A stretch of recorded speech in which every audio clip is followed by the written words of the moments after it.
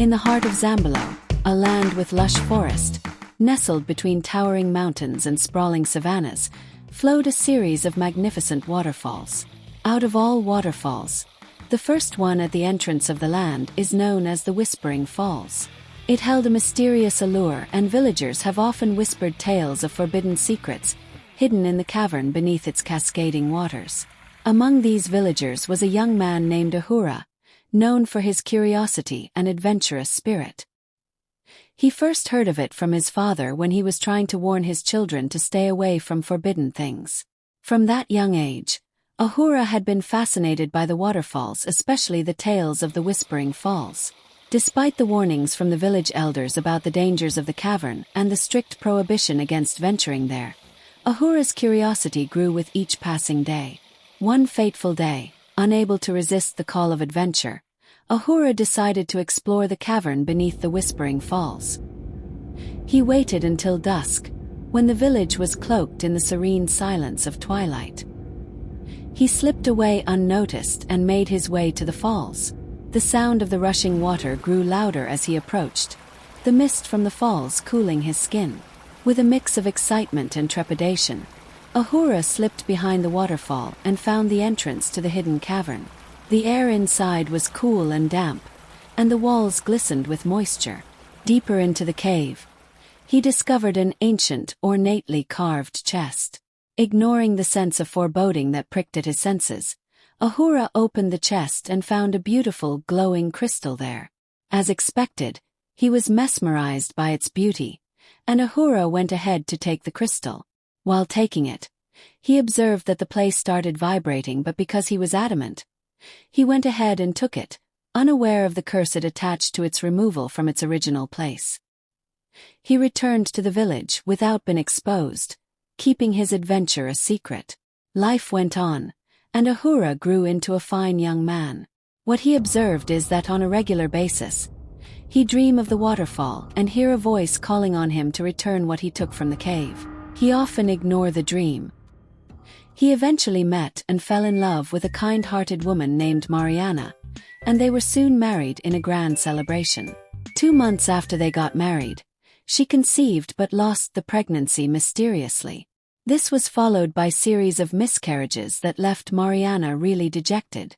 Years passed, but Ahura and Mariana's joy continued to be marred by one sorrow.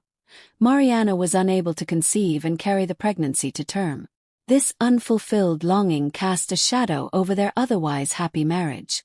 Mariana was heartbroken, and Ahura felt a deep sense of guilt, though he did not understand why. One night, as Ahura lay restless, he was visited by an old man clothed in white in his dreams. The man revealed that the crystal Ahura had taken from the cavern was cursed, and it was this curse that prevented Mariana from conceiving. Ahura awoke sweating, and the weight of his youthful folly pressed heavily upon him.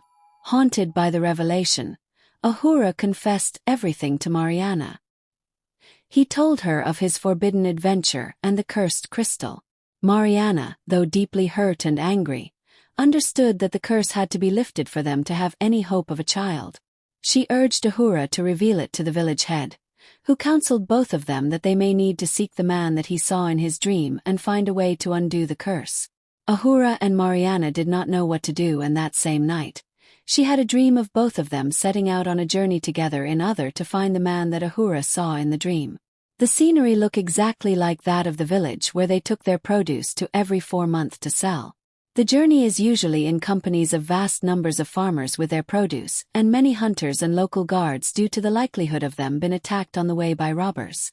However, both of them decided to embark on the journey that took them through many villages, dense forests, and across vast plains.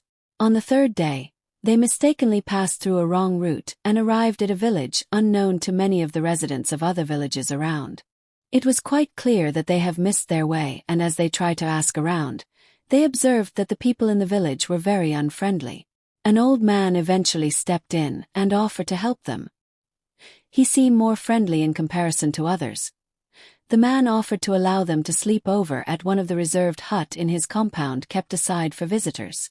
When they arrived at his place, he gave them their local food, which was quite appalling to Ahura and Mariana. They had no choice but to take it along with the water. After they have taken the meal, which unknown to them was laced with sleeping drugs, Ahura and Mariana fell asleep. About midnight, Ahura woke up to urinate, but in his sleepy state, he could hear the whispers of many people outside the hut where they lodge. He drew close to the entrance and observed that they were speaking the Ankala language. Outsiders hardly understand it because it's deeply accented. Ahura understand, and he could also speak the language fluently because of his business interaction with them. What he made out from their conversation made him to immediately cover Mariana's mouth and roughly wake her up. Secretly, they made their way through the back of the hut and stole away into the dense forest. It was after they have gone a bit far into the bush that Ahura revealed to her that they were planning to kill them and offer their heads and stomach as sacrifice to their god. Their bodies will then be roasted and shared in the village. The fact that they were in a hurry to escape made them to leave most of the food that they took along in their journey. One object that Ahura did not leave is the crystal. Doing so would have defeated the objective of the journey. From that moment onward, they had to forage for food in the forest by hunting rodents and consuming some fruits that they saw along the way. After walking for 2 days through the forest, they arrived at a riverbank where some boats were packed and met some fishermen there. It was the fishermen that made them to realize that they have deviated very far away from their original route. They then pleaded with them to help them to the nearest village by which they can reconnect with the way that lead to their original path, so that they can get back on their journey. Almost all of them decline because Ahura and Mariana have no money to pay for the fare. However, one of them pity them and agree to take them there after loading some goods that he want to help traders move to a village close by. The journey turned out to be a great disaster because of a sudden opposing current that developed, and the old man, not been strong enough to effectively row the boat, made a mistake that made the boat to capsize. Despite the fact that all of them could swim very well, the strong current of the river still took them into different directions, and it caused the separation of Ahura and Mariana for many days. In the course of swimming, Ahura located the trunk of a dead log of wood floating on the river and hung on it. At the same time, he kept on shouting the name of Mariana, but unfortunately there was no response. As he hung on to the log of the floating tree, he was in tears and he greatly regretted his foolish acts. His life rolled before him, with him realizing that he has been living his life all along without any purpose. The only sensible thing that stand out in his life was his marriage to Mariana, and yet through his youthful exuberance, he has messed it up. Many thoughts continued to flood his mind as he wondered about where Mariana was. Scenes of her been eating by the river crocodiles flashed through his mind. After pushing that aside, he thought of river snake biting her. How will she resist such? What if slave traders captured her? Tears continued to flow freely from his eyes. Even if she eventually get to land, who knows into whose hand she will land? In the course of floating on the river, without observing any land on sight, he took a radical decision to change his ways. Shortly after, he saw a land with lush forest afar. He then tried to maneuver the log of wood in the direction of the place, and at a point he let go and swim all the way to the riverbank. By the time he got to the riverbank, he was extremely tired, and after laying on the riverbank for a while, he just observed that everywhere was suddenly in pitch darkness and then passed out. It was the noise of ocean birds that woke him up. This made him to roll over and stand up. He proceeded to walk from the riverside into the forest and came out into a village where, unlike his last experience, he was well received, and also received the report that a certain woman was rescued by some fishermen in the next village. He was told that she is with the village head, and her description fit that of Mariana.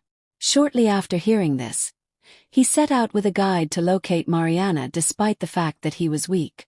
They arrived there towards evening, and to his disappointment, the woman in question was not his wife Mariana. Words cannot describe how he broke down and publicly cried like a baby. While he was crying, some village hunters came in with Mariana and told the village head that they rescued her not quite long from a wild animal. She sustained some wounds from the bite, but Ahura was extremely happy to see her alive. They both cried for a while, and amidst the wound treatment, the village head called a Tamka promised to help them achieve their quest after listening to them. The following day, he fulfilled his promise by appointing some of his soldiers to journey with them, and follow them not just to the village to seek for the old man, but to also make sure that they fulfill their quest, and afterwards accompany them till they get back to their original place of abode. A days later, they arrived at their destination and found the old man in a remote part of the village. After listening to their plea, he agreed to help them, but El revealed to them that the task would not be an easy one. He said apart from the fact that Ahura had to return the crystal to its rightful place beneath the first waterfall, he must also take along a rare white he-goat with only one horn for the atonement. With the old man's guidance, Ahura and Mariana purchased the goat and returned to the Whispering Falls. As they approached the cavern, the air seemed to grow heavier with each step. Ahura carried the cursed crystal and felt its weight in his heart. They entered the cavern along with the goat and the old man who was with them. The old man then began to plead for mercy, chanting some ancient words that echoed off the damp walls. At a point, when the man started singing and the song reached its climax, he took the goat and slaughtered it. Ahura then placed the crystal back into the chest.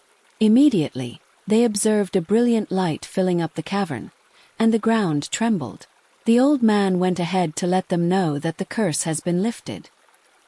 He went ahead to warn Ahura that it would take time for the healing to be complete. Ahura and Mariana, along with the soldiers that Atamka sent along with them, returned safely to their village. Their hearts was hopeful that they are now free. In the months that followed, Mariana began to feel changes within her. The village, once divided by their sorrow, rallied around them with support and love, especially after hearing about their ordeals. One joyous day, Mariana discovered she was with child. They decided to hold back the good news until the 3rd month when her stomach was quite big.